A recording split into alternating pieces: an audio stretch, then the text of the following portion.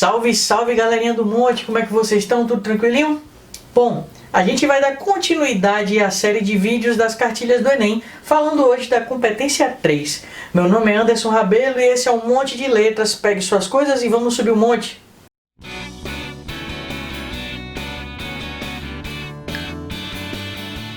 As competências 2 e 3, como eu já disse, para mim são as mais importantes da redação. Por quê?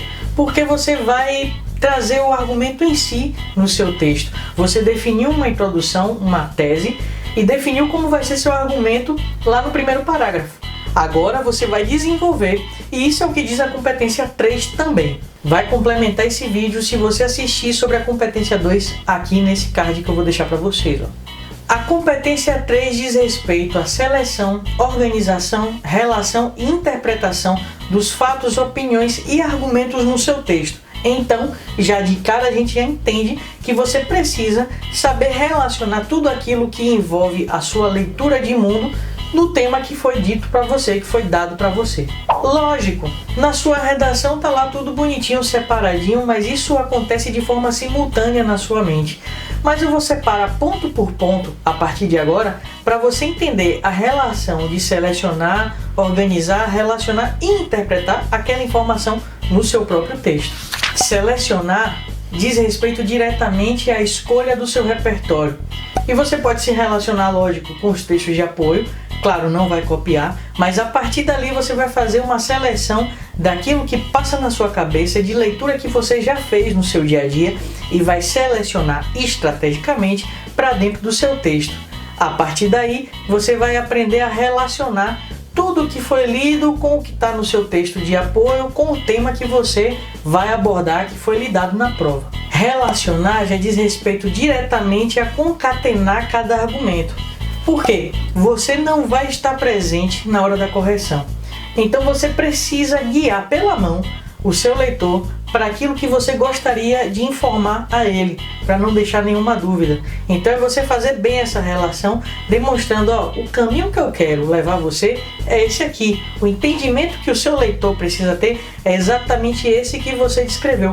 Por isso que não é legal deixar nenhuma abertura no seu texto para que o corretor chegue lá e dê uma canetada. Por quê? Porque isso prova que você não soube relacionar aquilo que você tem de repertório com o tema que foi dado para você escrever o seu texto. Após selecionar e relacionar os argumentos que você vai trazer, é necessário organizar as ideias. Por isso que é importante o rascunho, porque agora você vai escolher por ordem hierárquica qual a principal argumentação que você vai trazer no seu texto e quais são os outros argumentos que se relacionam com essa principal argumentação. Isso é importante e definidor no seu texto. Porque aí é a hora que você escolhe até aqueles argumentos que não fazem tanto sentido com o que você está discutindo e simplesmente você omite, deixa para um outro momento. E a interpretação? A interpretação não necessariamente fala com os textos que você está trazendo de fora, mas se relaciona com os textos de apoio. Como eu disse, eles estão ali e precisam ser utilizados. Como é que a gente vai utilizar esses textos de apoio? É a hora que você compreende o texto, interpreta os dados e começa a relacionar. Isso aqui se assemelha com alguma leitura que eu fiz, isso aqui se assemelha com algum filme que eu acho interessante que eu posso trazer também para dentro da minha argumentação.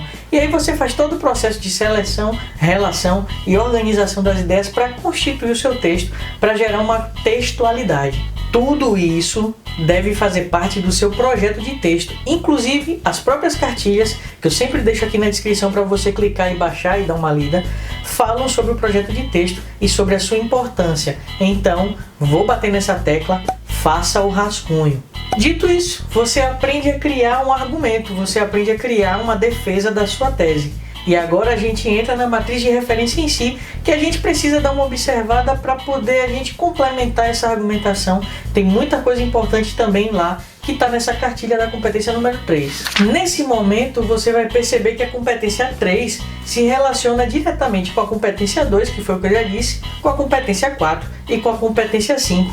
Eu vou lhe dizer agora como essa relação se dá, e eu acho que nesse momento você poderia dar um like aqui embaixo, beleza?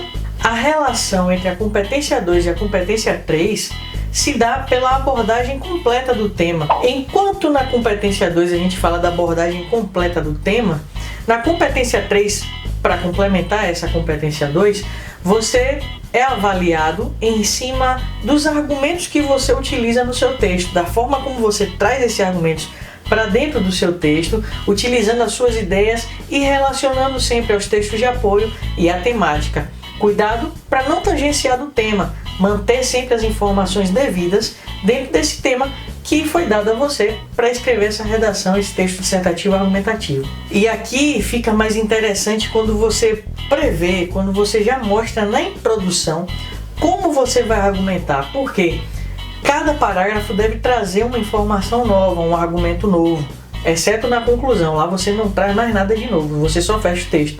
Mas cada parágrafo de argumentação precisa ter uma informação nova. E quando você prevê isso, você pensa de forma estratégica, eu já falei de estratégia textual nesse vídeo aqui, você mostra que você tem uma organização tão boa que você já consegue antecipar tudo o que você vai falar, a forma como você vai desenvolver o seu texto e a forma como você vai concluir as suas ideias.